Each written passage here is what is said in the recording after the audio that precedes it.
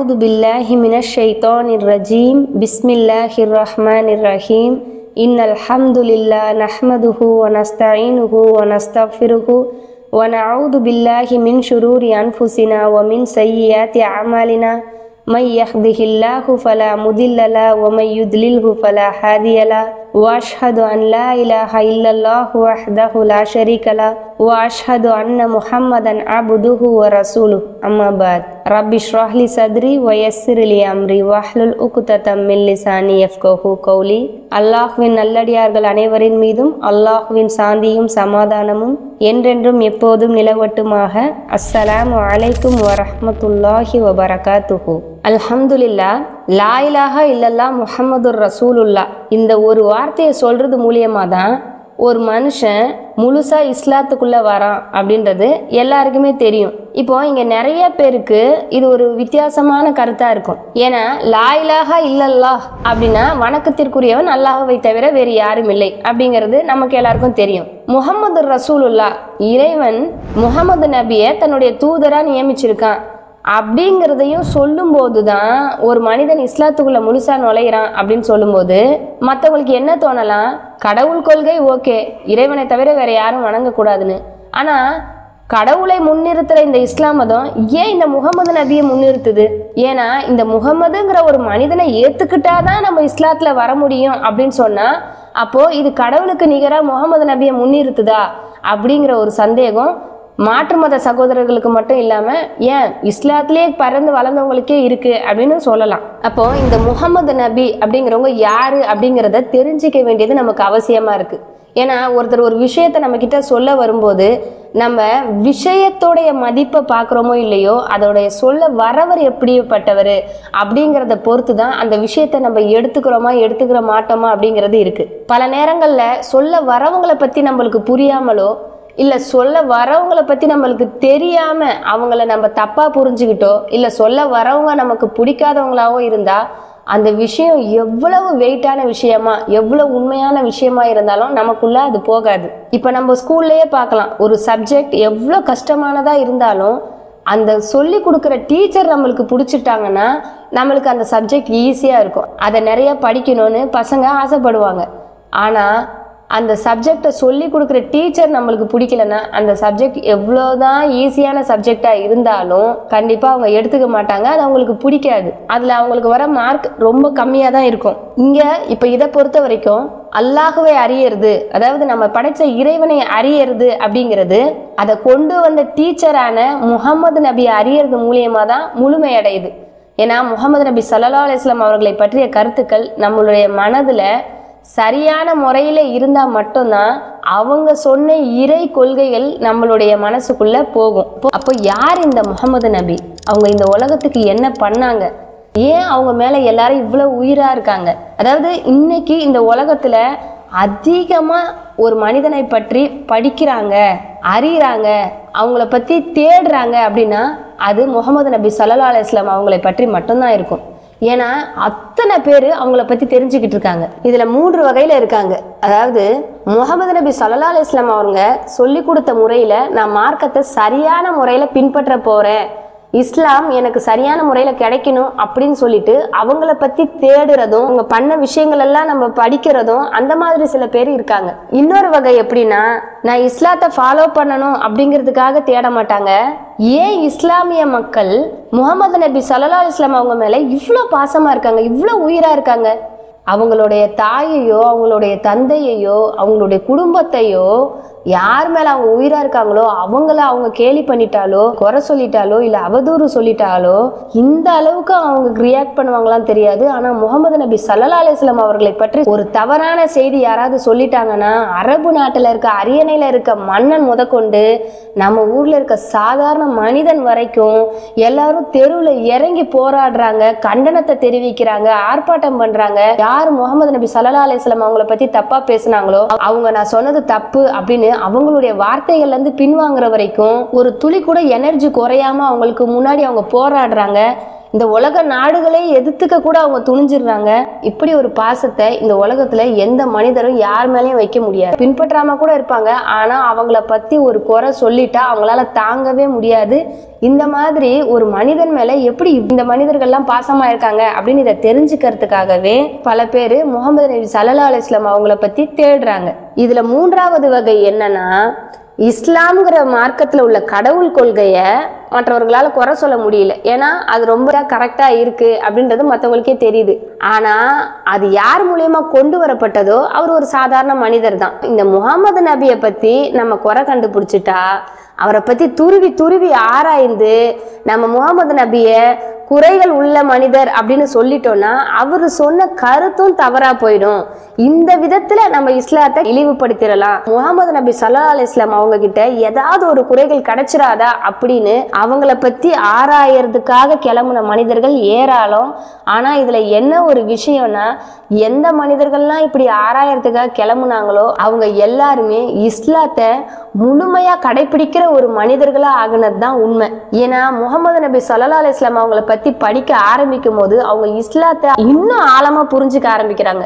இஸ்லாத்திலே பிறந்து வளர்ந்த மனிதனை விட இஸ்லாத்தை யார் எல்லாம் குறை சொல்லணும்னு கிளம்புனாங்களோ அவங்களுடைய இறை நம்பிக்கை ரொம்ப ஸ்ட்ராங்கா மற்ற மனிதர்களை விட அவங்க அதிகமா இஸ்லாத்தை பின்பற்றக்கூடியவங்களா இருக்காங்க.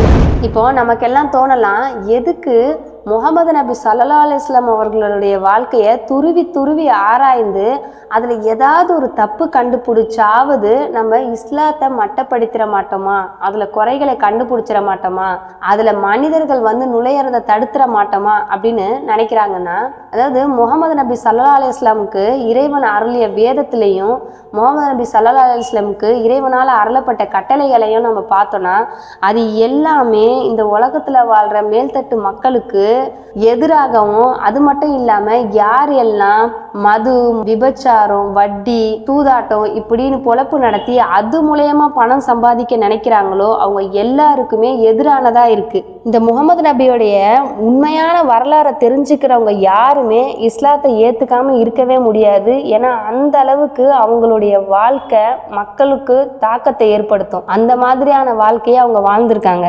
அவங்க மேலே நம்ம குறை கண்டுபிடிச்சி சொல்லிட்டோன்னா, அவங்க மேலே வீண் பழிகளை போட்டுட்டோன்னா மக்கள் இஸ்லாத்துக்கு வர்றது தடைப்பட்டுரும். ஏன்னா ரொம்ப அதிக அளவில் வளர்ந்துட்டு வர ஒரு மார்க்கம் என்னன்னா அது இஸ்லாம் தான். இந்த மாதிரி மேல்தட்டு மக்களுக்கும் இந்த ஹராமானதை செய்து பிழைப்பு நடத்துகிறவங்களுக்கும் அவங்க இஸ்லாத்துக்கு வர்றது மட்டும் கஷ்டமான விஷயம் கிடையாது, மற்றவர்கள் இஸ்லாத்துக்குள்ளே நுழையிறதும் கஷ்டமான விஷயம். மற்றவங்க இஸ்லாத்துக்குள்ளே நுழையும் போது இந்த மாதிரியான ஹராமான விஷயத்தை எல்லாத்தையுமே விட வேண்டியிருக்கும், பெயர் தாங்கி முஸ்லிம்களை தவிர. இந்த உலகமே வட்டியில தான் இயங்கிக்கிட்டு இருக்கு.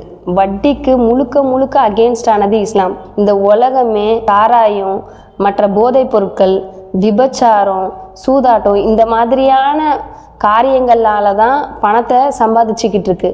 ஹலாலானதை மட்டுமே நல்ல முறையில் சம்பாதிக்கிறத மட்டுமே வச்சு வாழ்க்கை நடத்தணும் அப்படின்னா இந்த மனிதர்களால் அவங்களுடைய வாழ்க்கையை சுகபோகமாக வாழ முடியாது. இறைவனால் அனுப்பப்பட்ட வார்த்தைகளை பின்பற்ற மக்கள் அதிகமாக ஆகும்போது இந்த மாதிரியான விஷயங்கள் தானாக தடுக்கப்படும்.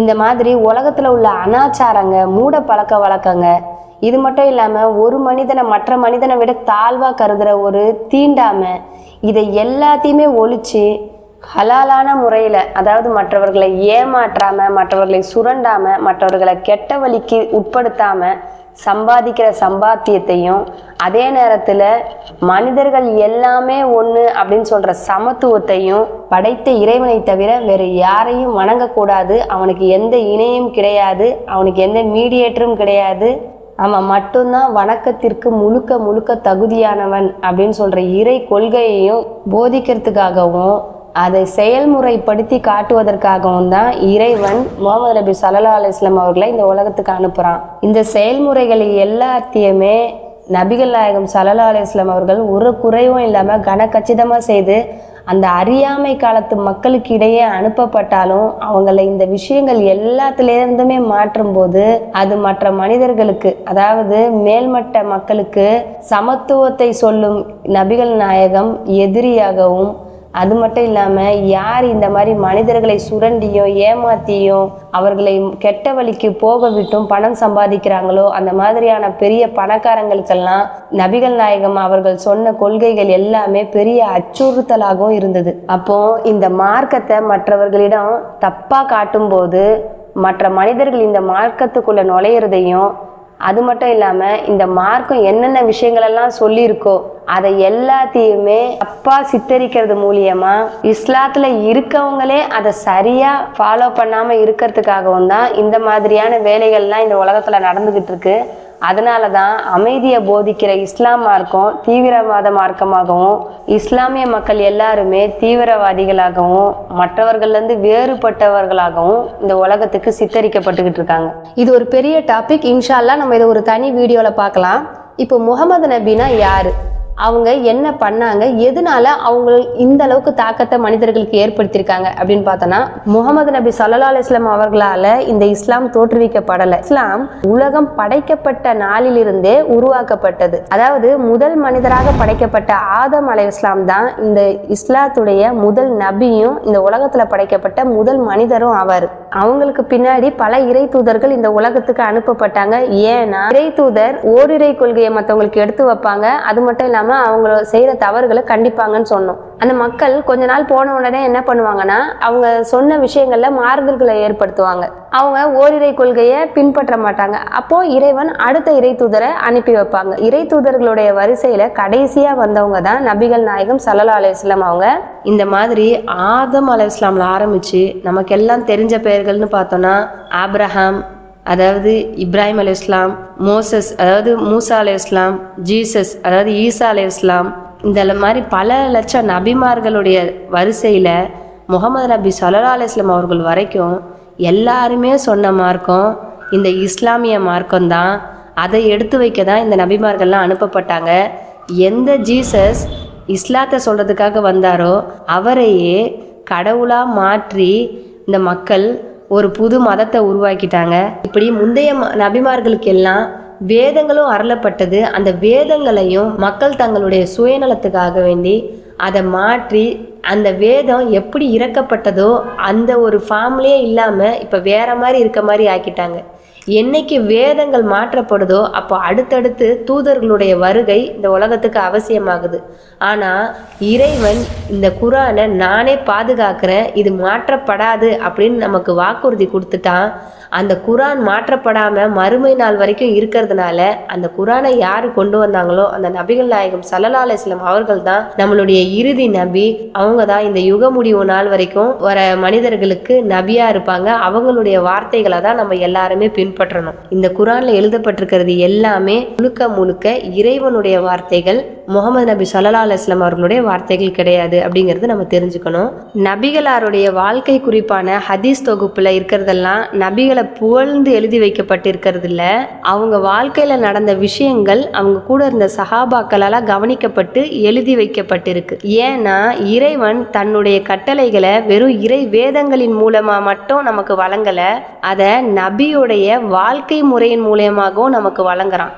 எந்தெந்த விஷயங்களை செய்யணும் செய்யக்கூடாது, அதை எப்படி செய்யணும், எந்த அளவுக்கு செய்தால் அது தப்பாகும், எந்த அளவுக்கு செய்தால் அது சரியாகும், இப்படி எல்லா விஷயங்களுமே நபிகளாருடைய வாழ்க்கையை பின்பற்றது மூலியமா நம்மளால கத்துக்க முடியும். இப்போ இந்த விஷயங்கள் எல்லாமே கவனிக்கப்பட்டு எழுதி வைக்கப்பட்டிருக்கு. இந்த உலகத்திலேயே இந்த மாதிரி கவனிக்கப்பட்ட ஒரு தலைவர் யாருமே இருக்க முடியாது. ஏன்னா அவங்களுடைய சொல் செயல் அங்கீகாரம் கவனிக்கப்பட்டது மட்டும் இல்லாம இதை தவிர அவங்களுடைய எல்லா விஷயங்களுமே, அதாவது அவங்களுக்கு தலையில் எத்தனை வெள்ளை முடி இருக்கும், தாடியில் எத்தனை வெள்ளை முடி இருக்கும், அவங்களுக்கு எத்தனை பல் இருக்கும், அவங்க எந்தெந்த மாதிரி நிலமையில சிரிச்சாங்க, எந்த மாதிரி நிலைமையில கோபப்பட்டாங்க, இப்படி எல்லா விஷயங்களுமே மற்ற மனிதர்களால் கவனிக்கப்பட்டு அது எல்லாமே ரெக்கார்ட் செய்யப்பட்டிருக்கு. இப்படி சிறு சிறு விஷயங்களும் கவனிக்கப்பட்டு அது பின்பற்றப்படுற ஒரே ஒரு தலைவர் முகமது நபி ஸல்லல்லாஹு அலைஹி வஸல்லம் அவர்கள் தான். ஏன்னா இந்த உலகத்தில் உள்ள தலைவர்களுக்கு எல்லாம் இருக்க தொண்டர்கள் இந்த உலகத்தில் அந்த மனிதர்கள் உயிரோடு இருக்கும்போது வேணால் அவங்க மேலே பாசம் வச்சுருக்கலாம். ஆனால் அவங்க இறந்த பிறகு அவங்களுடைய வார்த்தைகள் எல்லாம் அவங்களுடைய மனசில் நிற்குமான்னு கேட்டால் அது ரொம்ப ஆச்சரியம்தான். இப்படியே அவங்க வார்த்தைகளை என்னைக்காவது ஒரு நாள் ஏதாவது ஒரு புத்தகத்து மூலியமா அவங்க எடுத்து பார்த்தாலும் அந்த வார்த்தைகள் எல்லாம் அவங்களுடைய வாழ்க்கையா மாறுமா அப்படின்னு கேட்டா அதுவும் பெரிய ஆச்சரியமான விஷயம்தான். ஆனா முகமது நபி ஸல்லல்லாஹு அலைஹி வஸல்லம் அவர்களை பொறுத்த வரைக்கும் அவங்க வார்த்தைகள் எல்லாமே மற்ற மனிதர்களுடைய வாழ்க்கையா அமைஞ்சிருக்கு. முகமது நபி ஸல்லல்லாஹு அலைஹி வஸல்லம் அவர்களை பற்றி குர்ஆன்ல மட்டும் குறிப்பிடப்படல, இறைவன் தன்னுடைய திருமறையில முகமது நபி ஸல்லல்லாஹு அலைஹி வஸல்லம் அவர்களை பற்றி ஏற்கனவே மூசா அலைஹிஸ்ஸலாமுக்கும் ஈசா அலைஹிஸ்ஸலாமுக்கும் அனுப்பப்பட்ட தௌராத், இன்ஜில் இப்படிங்கிற வேதங்கள் எல்லாம் குறிப்பிடப்பட்டதாக சொல்றான். அது மட்டும் இல்லாம அந்த நபி எப்படியாப்பட்டவர் அப்படிங்கிறதையும் இந்த வசனத்து மூலியமா இறைவன் சொல்றான். அவங்க மற்ற மனிதர்களுக்கு நன்மையானதை மட்டும்தான் ஏவுவாங்க, கெட்டதை எல்லாத்தையுமே தடுத்துருவாங்க. அதாவது இந்த மனிதர்கள் செய்யற பாவங்கள்னால அவங்க மறுமையில மட்டும் இல்லாம இந்த உலகத்திலயும் அவங்க கஷ்டங்களை அனுபவிச்சுக்கிட்டு இருக்காங்க. அவங்களுடைய பாவத்தினால அந்த பாவங்கள்ல இருந்து அவங்கள வெளியே கொண்டு வந்து அந்த மனிதர்களை தூய்மையாக்குவாரு. அவரை பின்பற்றவங்க தான் வெற்றியாளர்கள் அப்படின்னு இறைவன் தன்னுடைய திருமறையில சொல்றான். இதை இறைவன் தன்னுடைய திருமறையில மட்டும் சொல்லாம இஸ்லாத்துல உள்ள மக்கள் தன்னுடைய நபியை புகழ்ந்து சொல்றது மட்டும் இல்லாம எத்தனையோ நான் முஸ்லிம்கள் நபிகள் நாயகம் ஸல்லல்லாஹு அலைஹி வஸல்லம் அவர்களுடைய வாழ்க்கைய வியந்து பார்த்து அவங்கள பத்தி நிறைய விஷயங்கள் எழுதி வச்சிருக்காங்க. 1978 ஆண்டுல அமெரிக்க வரலாற்று ஆசிரியரான மைக்கேல் எச் ஹார்ட் அவர்களால் எழுதப்பட்ட தி 100, அதாவது த 100 அப்படிங்கிற புத்தகம், அதில் 100 மனிதர்களுடைய பெயர்கள் குறிப்பிடப்பட்டிருக்கு.